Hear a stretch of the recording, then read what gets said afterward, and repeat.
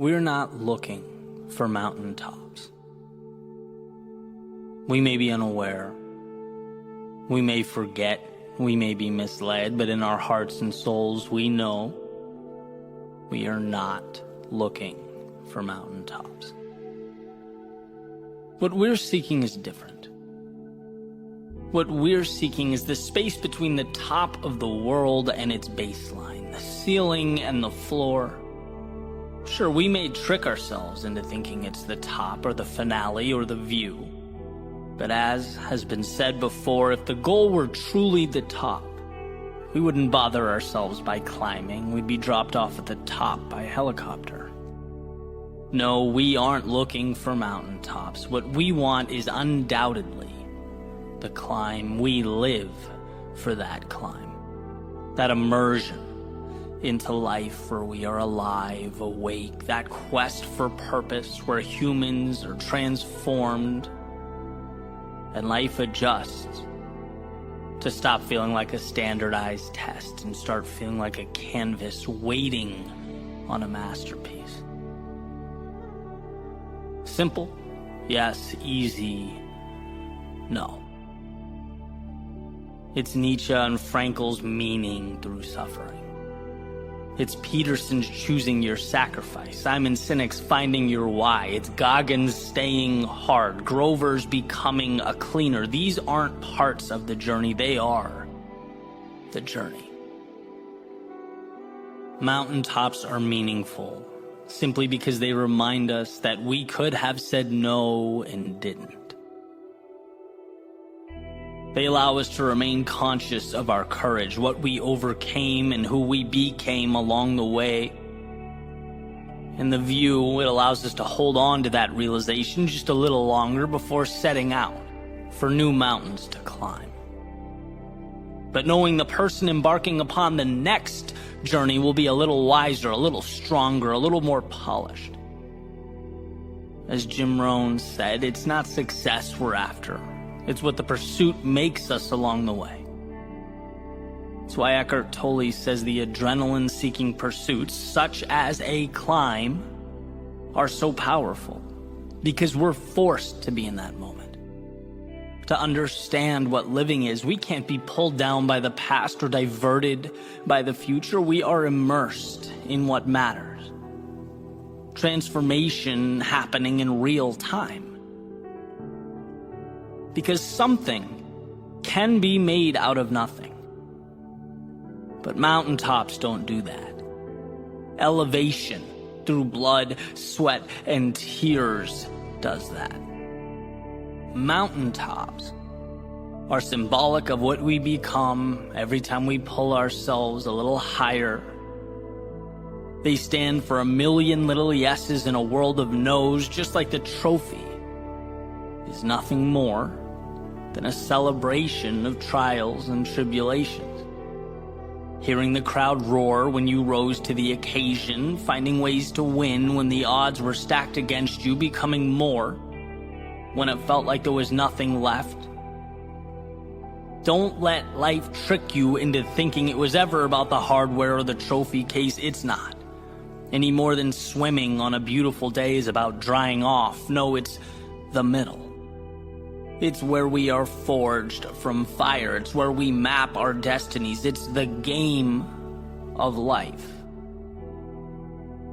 So remember when you do feel tired or weak or lost or can't seem to find your reason to carry on, that you can't see it now because you are entrenched in the most meaningful of experiences. You are, in fact, at the heart of what you'll look back on and realize defined you, the center of transformation, of meaning. Remember that idea that if mountaintops were the goal, we wouldn't climb, we would get dropped by helicopter. This journey, with all its ups and downs, is life at its fullest. It's why you're here. It's why you must keep going.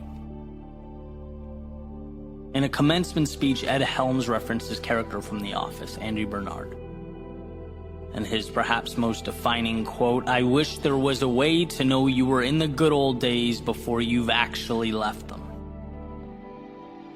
Well, my friends, we are right now in the business of making good old days.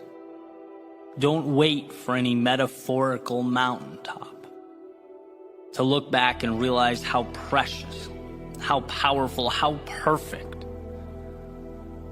the ascent truly was.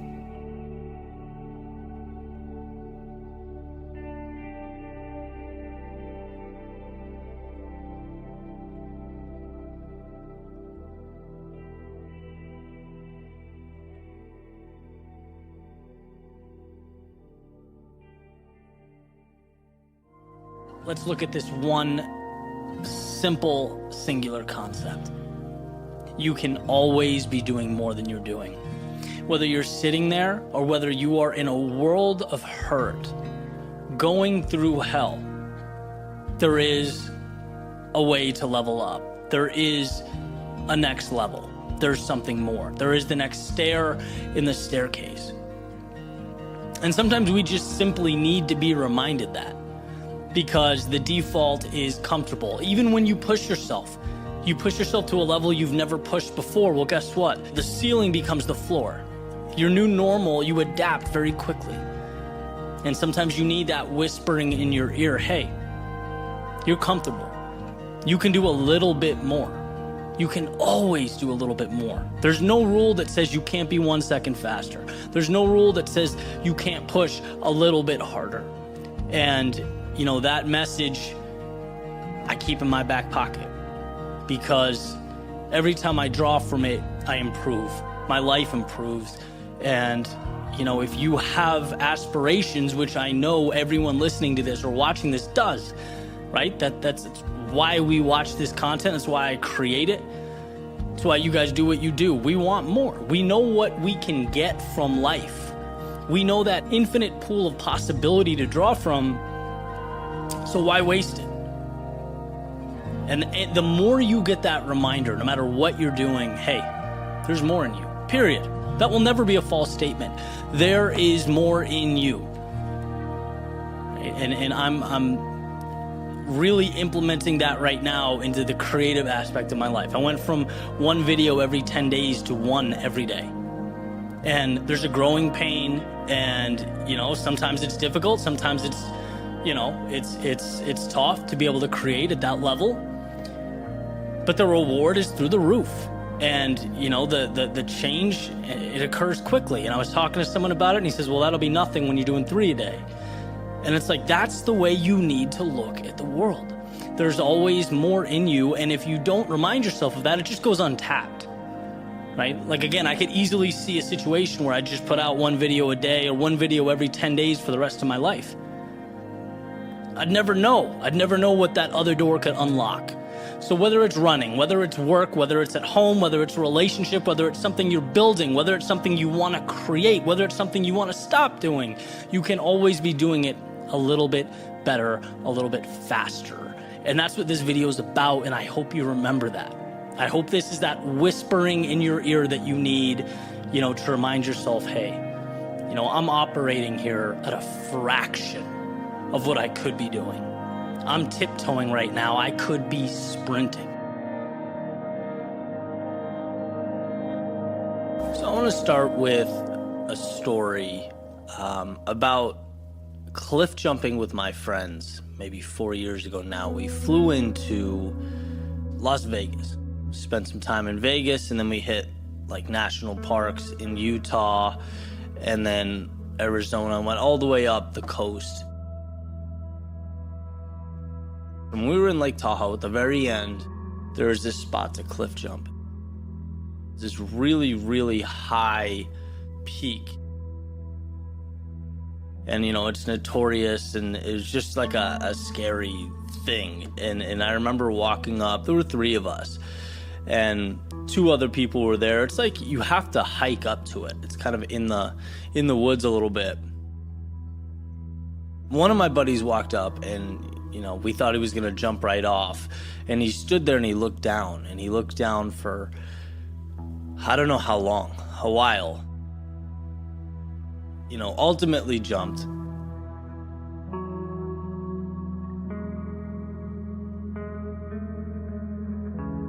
As far as I knew, I wasn't afraid of stuff like that, right? So I walk out and I look over the edge, and I could not bring myself to jump. Physically, I couldn't do it. Rationally, I couldn't speak myself or talk myself into it. There was no more rationality going on. It was just, I was frozen in fear. And I just remember sitting there and looking down. And, people would come up and ask about it, and they'd be like, can I jump? And I'm like, go ahead, right? Like it almost got to the point where it was hurting my pride, and I still couldn't jump. And I just stood there, and I stood there, and I stood there. I forget how long it took. I don't really know, and time was probably felt insane in that moment, but eventually I did, and it was incredible, right? It was a forever long drop, and just the adrenaline and the excitement, and you realize for a second that type of thing, that's peak living, and there's more of that out there in the world, and all of a sudden you want to capture it and obtain it, and you realize what you had been missing, and then my friend came up after me. He stood there for just as long too, right? It's a very weird thing, and it's hard to explain. There are so many situations that are this peak in our life, this cliff that we know we need to jump from. We know the other side is better, or we suspect, but we can't bring ourselves to do it. And this all came from a quote I found from John Green, one of my favorite authors. In his book, Paper Towns, it says, "It is so hard to leave until you leave. And then it is the easiest goddamn thing in the world." And that's right on the money, right? Being on the edge of that cliff, it is terror, sheer terror. It is so hard to make that jump, and then you do, and it's like life opens up. And it's the same thing in this case, right? It's so hard to leave until you do. It's terrifying to uproot, to change, to go somewhere you don't know. But once you do, life opens up. It's incredible. The other side is beautiful, and it's waiting for you. All of this is coming to a single point, a rule that I use to guide my decision making.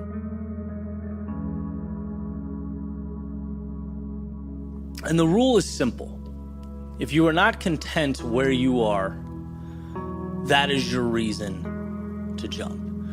Because on that cliff, rationality dissolves. The future is unknown, and it's scary. And how are you going to logically talk yourself into a scary unknown when you're at that point? You can't. It doesn't make sense. And I think that's why so many of us are scared to make that jump. And we ultimately turn back and we concede and go, okay, I'll just stick with what I have. This isn't great, but it is what it is. I can't bring myself to make that jump. Right? We're all there at some point. I've been there. I've been there with speaking. Big cliff for me when I first started. Ultimately jumped and put me on a trajectory that changed my life, right? Same thing with making videos, same thing with my first client. Like all these things, they're terrifying. And in the moment, you can't logically speak through them, so you just have to go. And it's like, well, how do you logically explain? You don't, you just go. Because if the present, here's the rule, if the present is not making you content, go, jump, right? Never forget that the path, the future is comprised of 1 trillion paths, and you can bend them and shape them and remake them. And sometimes it won't work. Sometimes it'll, blow up in your face. But again, you're still presented with an opportunity to adjust and remake and bend and reapproach and continue forward, right? The only way to lose is to stay on that cliff for the rest of your life. And so if you needed some type of rationality, if you needed some type of reason, I'm hoping that maybe I can give that to you today. If you are not content where you are, jump. Because somewhere along the way, you'll figure it out.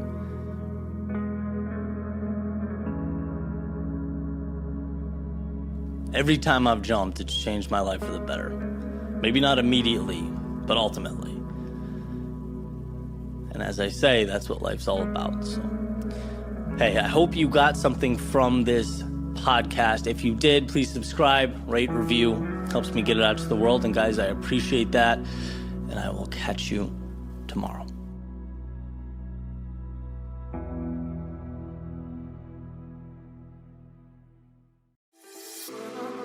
Welcome to Your World Within Daily. I'm Eddie Pinero, and in this episode, we're going to talk about a little parable about an elephant and a rope, and paint life's limitations in a slightly different light.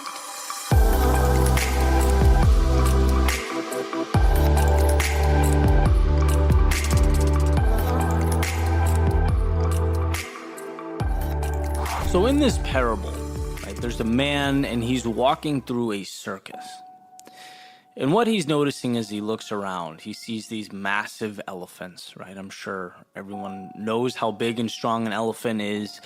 They have a rope around one of their legs connected to something, and that's what's holding them in place. And he's looking at them thinking, how are these enormous creatures being held in place by these little ropes, right? They could easily have enough strength to just break free and run around. Yet they're not.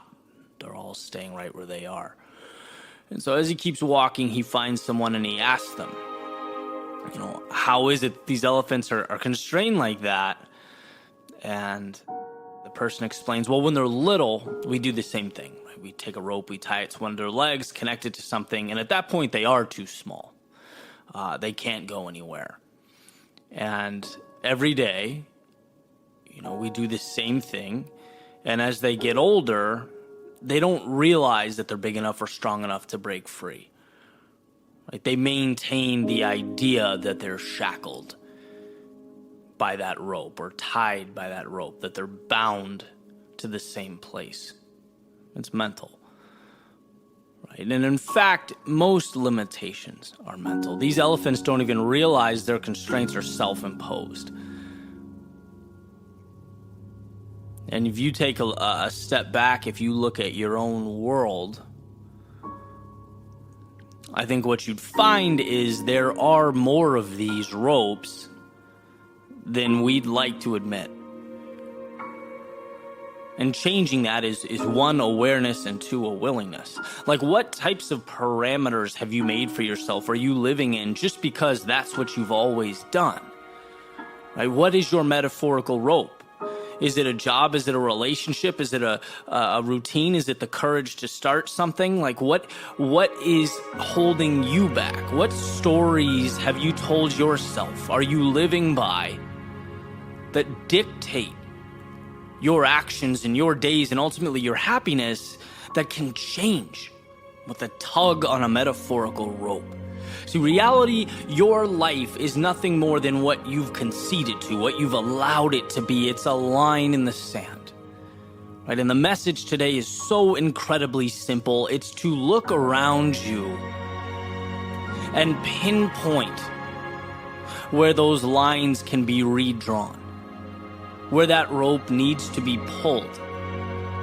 What invisible walls have you created for yourself? Because in life, there's one truth, right? Things only stop when you do. Life stops when you decide to stop. And sometimes you realize it and sometimes you don't. Sometimes you need the reminder to look around you, right, and realize how courageous you are, how much you're capable of if you see beyond the immediate. Because reality was not destined to be. It's what you've allowed. It's what you've created. It's what you've accepted. So let's tear down those walls and build something incredible. Have an amazing Saturday. Catch you guys tomorrow.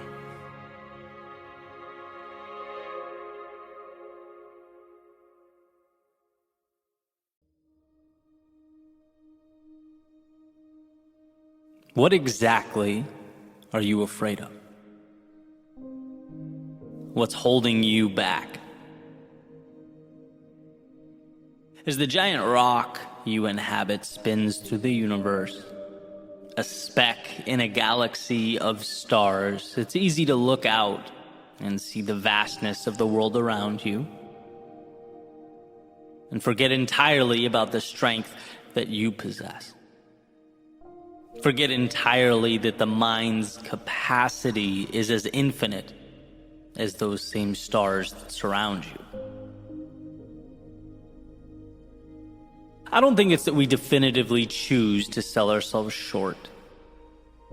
I think we simply lose sight of the fact that we have a say in the matter to begin with. Our fears keep us wishing. Our insecurities keep us hoping. We stay standing still when we should be moving forward. But truth be told, our pain comes from not doing, but wishing that we did. It's no coincidence that the more we fail, the more we realize life is a game that expands as we push. The power of making mistakes isn't the mistake itself, it's that when we get back up and brush ourselves off, our cognitive mapping of the world changes. We see that we can step out a little further.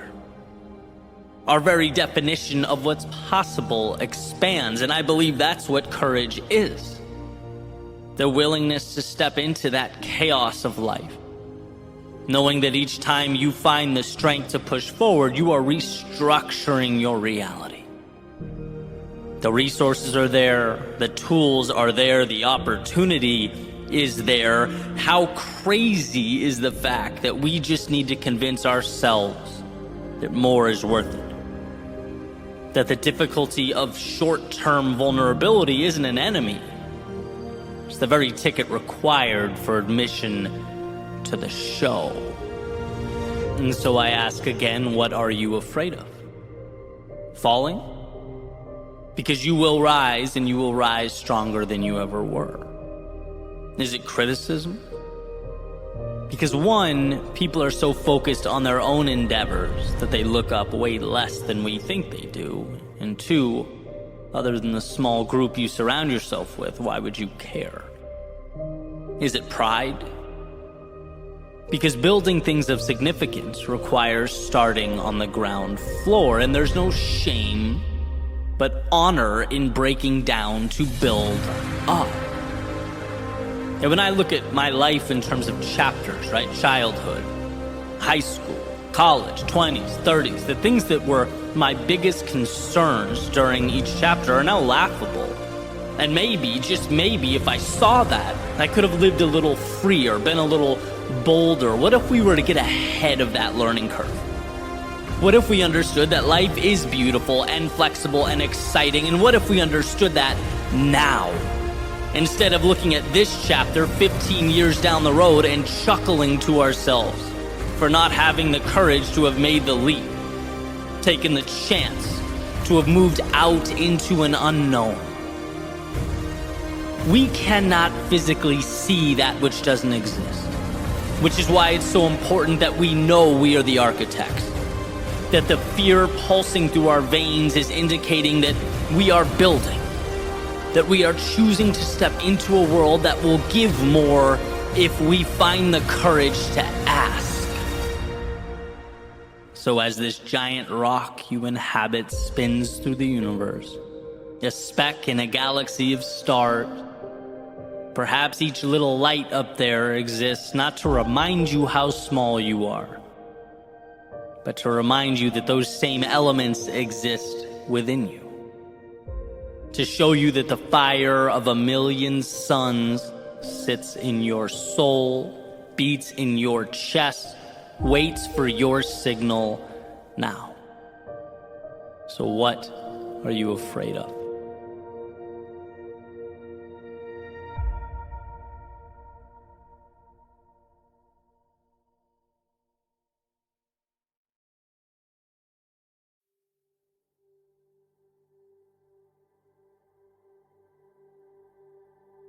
The little E on the car dashboard reminds me that I'm pointed east. As I sit at the red light, perpendicular to Ocean Ave, staring out at the water, this is it. This is as far as I can go. There are no more streets or towns or cities. There can't be any more stops along the way, just miles and miles of ocean. And it's interesting for me to think about all the changes I've made up to now, growing up outside of Los Angeles on the opposite coast, relocating again and again, sometimes very targeted, methodical moves, sometimes just for the sake of change, but always moving, always going. There's a saying that wherever you go, you take yourself with you, right? You can change the scenario, the circumstances, the surroundings, but ultimately, you can never outrun yourself. You are accompanying you on whatever journey awaits. And it's often not until you run out of real estate, until there's no more road or options, that you're forced to look in the mirror and acknowledge that it is you who must change.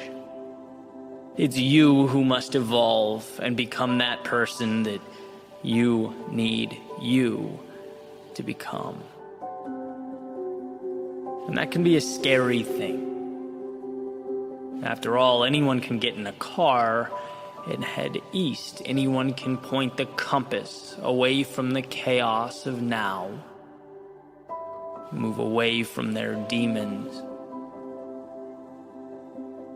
But how many of us can find the strength to look those demons in the eye? How many of us can make ourselves bigger than what attempts to weigh us down? All of us can, but how many of us do?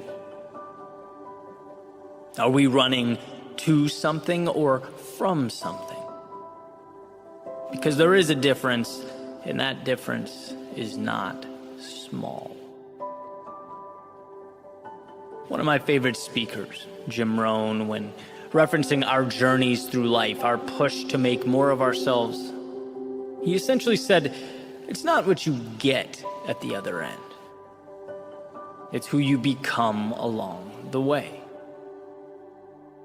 And I think, like everyone, I've forgotten that from time to time over the years, forgotten that value is not simply in going, but in becoming, in the courageous little steps that accumulate over time. Forgotten that the external world might inspire or excite, that change might invigorate the soul, that the road untraveled might remind me of life's beauty, but these externalities are only as valuable as you allow them to be. They're only opportunities if you decide them to be so. Change inspires, but will you let it inspire you to do that thing you know you need to do, but are terrified of doing? And that road, it might remind you of life's beauty. But will you let that reminder be your invitation to share your own beauty with the world, whatever that means for you? Can you be that vulnerable? Can you take that leap in the story of your becoming? See, it is incredibly easy to look out at the world and pinpoint its flaws. All those little problems and imperfections, they tend to jump out at us. But can you identify what you, yourself, need? Can you be courageous enough to ask those questions of yourself? What matters to me? What does a meaningful life look like to me? Where am I falling short? That is a conversation that needs to be had. And it needs to be had often. Otherwise, we will drive and drive until we hit water and are forced to ask that question. Because it's interesting that when we don't pause and make the changes that need to be made, life has a way of ensuring that we do. But when it's mandated by life, it tends to be a lot messier, a lot more chaotic. At least than when we make the decision ourselves. But either way, we cannot run forever. Either way, we must step into a new pair of shoes and learn to walk confidently with them into the night. There are plenty of little mantras floating around out there, little pieces of advice, and perhaps it's best for us to weigh them each individually, see what meets our needs and fits our criteria. After all, life is not one size fits all. But one of my favorite among these is to do one single thing that scares you every day, and I'll tell you why. Because when we become conditioned to turning our backs on all the uncomfortable things in life, we cripple our prospects of a better tomorrow. It's synonymous with the seed refusing water, saying no to the very thing it needs most. And what should be noted here, one of the reasons it's so dangerous, is that saying no is incredibly subtle. It's not some big event or explosion. There's no fireworks show that occurs every time you walk away from what you need. No, it goes unnoticed. And again, one of the greatest challenges is quantifying that which we don't do. How do you measure that thing you walked away from? Well, unfortunately, you can't. You can't, at least until you're staring out at the Atlantic with nowhere to run, no more escaping on the agenda. You don't know until you're forced to pick the pieces up and make something of them. And I say this so that hopefully it can ignite that spark in your soul that you need most, whether you previously recognized it or not. I say this to remind you how much bigger you are than your problems, how you have the ability to transform all that exists around you when you transform yourself. There's a certain inevitability associated with how we see ourselves. And I believe this to be true at both the personal and the societal levels. Anyone can look in the mirror and see the past, where they've gone wrong, how inadequate and ill-prepared they are. But the courage to look in the mirror and see strength, to both identify and understand one's shortcomings, but know that you have the power to do something about it. To know that the times you fell or didn't make the cut, they don't indicate that the endeavor was all for naught or unequivocally wrong. No, there is so much good tied into your pursuit. So much beauty and courage ingrained in your soul. But imagine a life where you no longer run from the gaps, but close them. Imagine finding it in yourself to begin that hero's journey.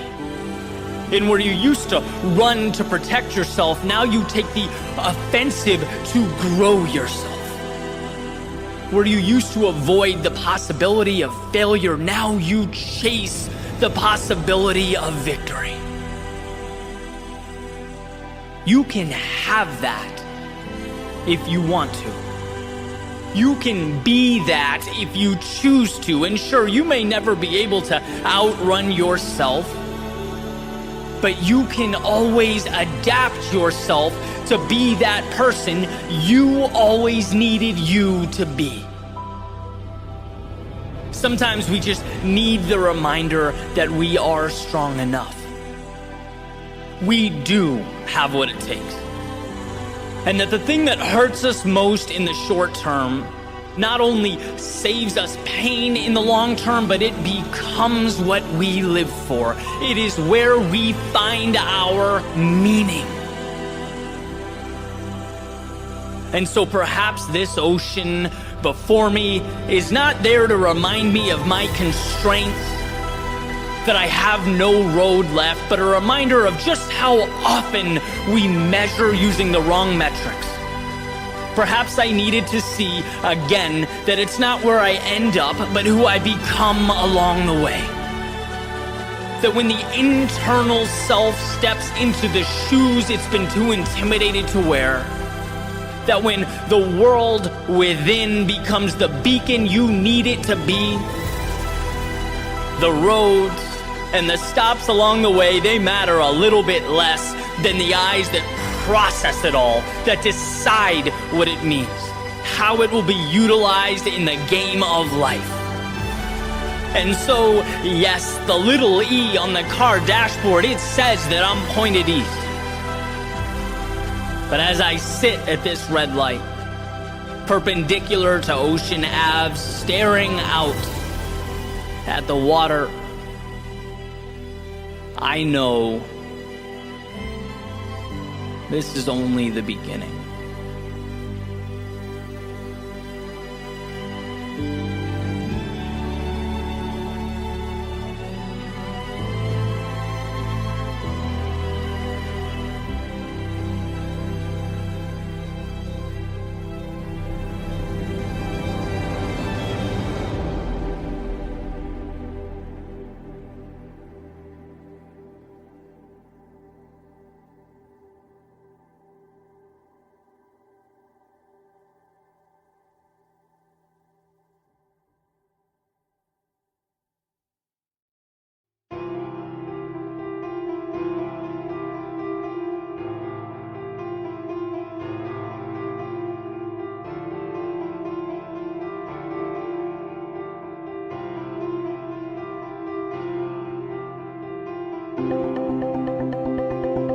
What does it mean to give 100% effort on something? Is it possible to say with absolute certainty that you couldn't have done better? How do you know that you couldn't have run 1 second faster, done 1 more rep, scored 1 point higher? How do you know that there wasn't more in you to give? In terms of human potential, there is no such thing as a limit. It's a fabricated, completely negative, debilitating idea. So why? Why in a million years would you put obstacles in front of yourself that aren't there? In reality, you can always be 1 step better, 1 step further than you are now. That's a fact. And simply knowing that knocks down walls. It opens doors for you to make moves, to progress. Warren Buffett has a great quote on maximizing effort. He's speaking from a business standpoint, and he says the one thing that is absolutely sure to kill a business is complacency. Being comfortable with where you are, thinking that your current effort is sufficient, that it's enough. It isn't. And if you get comfortable, someone willing to pay a steeper price will come along and take what's yours. And there is always someone working hard to do just that. When you think about your dreams, what you're striving toward, I'm sure you have some plan, some routine day in, day out to get there, to make it happen. Maybe you're moving forward, maybe you're in a rough spot. But regardless of your situation, there are positively untapped opportunities to move quicker, to be better. And these opportunities, they just sit there, and they'll sit there for an eternity if you don't recognize them and utilize them. I'll use the example of an athlete. When you break it down, an athlete's work is comprised of physical training, you have the mental component, their diet. And to say you want to be the best is one thing, but if you can't strip down your goal into these simple components and ask yourself, how can I be a little better in each area? You won't grow to the level you're capable of. You won't be the elite athlete. You're missing the key ingredients to success. Even sitting on the couch, watching TV. It's a normal thing. We all do it. You unwind, you relax for a few minutes. But think about taking that half hour and reallocating it. And instead sending 3 emails to people, who have been successful in your field, whether you know them or not. Who have done what you're trying to do. See if you can connect, have a valuable conversation. Maybe it results in nothing. Maybe it creates a relationship that changes your life. Who knows? But I can tell you for damn sure that the TV will not do that. And this is an arbitrary example, but I think it's an important one because it shows that if you truly want something, you'll use every opportunity to get better, even the little ones, because every second is a game changer. Always be asking yourself, what can you be doing differently? What can you be doing better?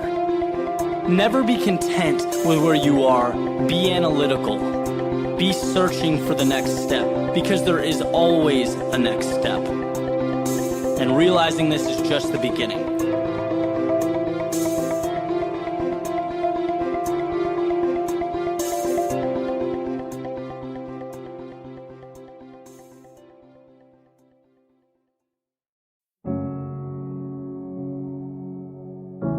There's a quote that states, life is 10% what happens to you and 90% how you react to it. Which means that your reaction is drastically more important than the circumstance. And that's critical to know. It's critical to understand that no one in life has more power over your own situation than you. And there's an old story that hits on this point exactly. There's a father and a daughter. And basically the daughter's complaining. She's complaining about life, how difficult things are. She doesn't know how she's going to make it in whatever it is she's doing. I mean, the bottom line is she's tired of the day-to-day, right? And her father gets this idea. He says, come with me into the kitchen. And he gets 3 pots of water, puts them on the stove and turns the burners on. As soon as they start boiling, he drops a potato in the first one, an egg in the second one, and some coffee beans in the third one. And after some time goes by and they boil a little bit, he pulls them out, right? He puts the potato in a bowl, he puts the egg in a bowl, and he takes a ladle and he puts some of the coffee in a cup. And he says, what do you see? She says, well, I see a potato, I see eggs, and I see coffee. He says, yeah, but look closer. There's more there. And she goes and she touches the potato and it's now soft. Then he hands her the bowl with the boiled egg. Right? She takes the shell off and breaks it open. She sees that it's hard inside. Then finally he asks her to take a sip of the coffee. And, she smells it. She takes a sip and a smile comes to her face. She says, so what does all this mean? What are you trying to say? And he says, well, the potato, when I dropped it in the water, it was rigid, it was tough, it was uncompromising. But in the boiling water, it became soft, weak. Then you have the egg that was basically the opposite. This delicate layer protecting a liquid center, and the boiling water made it hard. And then there was the coffee. That wasn't just changed by the situation. It created something new. It took the same adversity and used it as a lever to bring something beautiful into existence. He then looks at his daughter and says, look, when things become challenging, when things become difficult, which one are you? What's your approach? See, maybe the question is not about how challenging the situation is, right? Maybe we've been asking the wrong question. Maybe it's, how do you transform yourself and by default, the world around you? How do you take your strengths, your values, your loves, your joys, your happiness, and let that lead you into something bigger? When life gets hard, and it does, what do you become? I always remind myself, we are not defined by life at peak state. As much as I wish that were the case, right? We're not shaped by the easy days or the times that we floated by. Because those times are great, they're enjoyable, but they're not what make or break us. It's the times that challenge us and ask us to be what we have not yet become. That's the good stuff. And this is another one of those, simple but not easy type things, because on paper it makes sense. It's understood. But it's an outlook that manifests over time. It's slowly stacked piece by piece and brick by brick, realizing that every situation provides you with tools to make something out of an apparent nothing. And then it waits, right? Because fate is in your hands. And I can certainly think of, times in my life. That's one of the reasons I love these stories. I can reflect where each one of those pots of boiling water was relevant, right? I can think of times I was too headstrong, like the metaphorical potato. I thought success would be easy. I thought projects would be simple to execute. I spent months doing things that just weren't good because I didn't ask, what does the world need? I asked myself, what do I want to give the world? And there has to be a marriage there, right? And it was a quick reminder that the world owes me nothing. I was humbled or softened, as the story goes. I've been the egg, I've been timid, I've been uncertain, thin-skinned, worrying about what people would say or the content I was creating, worried about perception. How would things look if I failed? And very quickly, I learned that when life is a game of comparison or one-upmanship, when you do things for reasons and people other than yourself, can't win. You overcompensate. You do things for the wrong reasons and you lose yourself. You become hardened. And then there's the good stuff, right? Getting to the coffee, not bowing down to the circumstances, but shaping them. Not letting life dictate how the story goes or the fate of your character. And what's interesting is I'm pretty sure that being that metaphorical egg and the potato, they lay the foundation to become the coffee, the life lessons, the falling down, the picking my ego up off the floor, learning to trust myself, not be led by the opinions and expectations of others. You essentially learn that you can take the world around you and change it, that it is malleable, it is flexible. You have that power. You have that ability. It's up to you to believe it. And that's critical because no one comes along and co-signs that understanding for you. It's an internal process. You start to learn that things aren't there to provide instruction. They're there to propel you. But can you see the unknown as the opportunity, the obstacle as the way, and the loss as the armor that you pick up during the journey?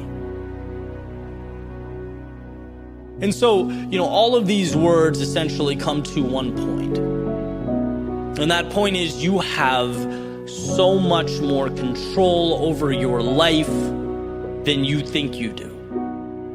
As I've said before, you are stronger than you think you are. You are more resilient than you can even imagine. And when life tests you, and again, it will, remember that the challenges are not happening to you, but for you. The world isn't taking away what you have, it's giving you what you need. So long as you're willing to adapt with it, to grow, expand out, because you not only have the ability to change yourself, but the world as well.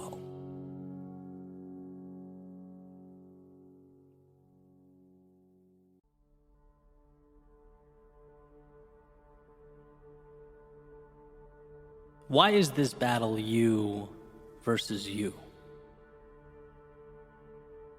With all the complexity, all the obstacles out there, why are you your greatest opponent? Well, to put it simply, because all those obstacles and all that complexity still can't tell you no. They can't say enough is enough. They can't look back at you and say, let's just settle for what we have now. No, only you can do that. The world may create the landscape. It may construct the terrain and those obstacles. But you are the sole decider on where along the way you stop. You decide how far you want to go and how much you are willing to endure. When it comes to your advancement or limitation, you are in the driver's seat. I just picked up a copy of Will Smith's recent book, and one of the ideas that stood out to me was resilience. And this part in the book, it's actually kind of uncomfortable to get through, but incredibly powerful. He's talking about his childhood and the polarity of his father's personality. A man who would do anything to provide for his family. He took pride in that and saw it as his primary responsibility, but simultaneously was their greatest source of pain. And he mentions his father, hitting his mother from time to time. In one particular example, struck his mother in the face so hard that it knocked her on the floor. And as she stood back up, she said something along the lines of, "You can hit me, but you can't hurt me." And that was the first time Will understood as a child the difference between what the outside world inflicts upon us and how we choose to react to that occurrence. That understanding is power. It's why you are the author of your story. In the sense that every single thing dropped at your feet, every situation, every occurrence, they come with an implicit question attached, a question that you and only you are responsible for answering. The question is, what does this mean? And how you respond to that question determines whether you go left or right at that metaphorical fork in the road. Does the occurrence detract from your ambitions, or is it a multiplier? Does it confirm your doubts and insecurities, or is it your reason to rise to the occasion? An opportunity to stretch, to evolve. That's a gift. That's an invite. Not some sort of divine punishment. But the challenge is removing the layers until you arrive at the value. And it's hard. But you get there by saying yes. You get there by choosing to see the value. And here's a quick example. My favorite thing about athletics, which was, for me, a ton of running. Now I throw more interval training in there, but the same concepts apply. It's a chance to remind myself that I don't negotiate with my weakness. I don't give myself an opportunity to rationalize with the voice that wants me to quit. That question, that fork in the road, I answered it. I charted its course before the workout started. Knowing this is going to be uncomfortable at times, but it's where I need to go. There will be no more thinking from here on out. And so today's workout, for example, switching deadlifts, burpees, to squats, to core, you don't think. You see the next requirement, the next task, and you simply say yes. You don't need your mind for this. In fact, you go before your mind even knows where it's going, because that dotted line has already been signed. And that was the breakthrough for me. When you separate what you have to do with the hurt associated with doing that thing, you free yourself. After all, what's there to hold you back if you can't talk yourself out of doing things? See, we tend to think our greatest adversity is the pain, or the confusion, or the unknown. But it's like, no, those are the byproducts of doing anything of significance. The adversary is the voice that begs you to slow down because of those things. And if you can figure out in your own life how to create space between the two, how to separate the task and the discomfort often brought about by the task, there's nothing that will ever be able to slow you down. And look, I'm not saying that you walk around without ever utilizing the power of that brilliant mind you possess. One's ability to think is everything. But what I am saying is there is a time to shut it off. There is a time in which, to avoid overthinking, we simplify. Action, reaction. One more mile, okay, end of story.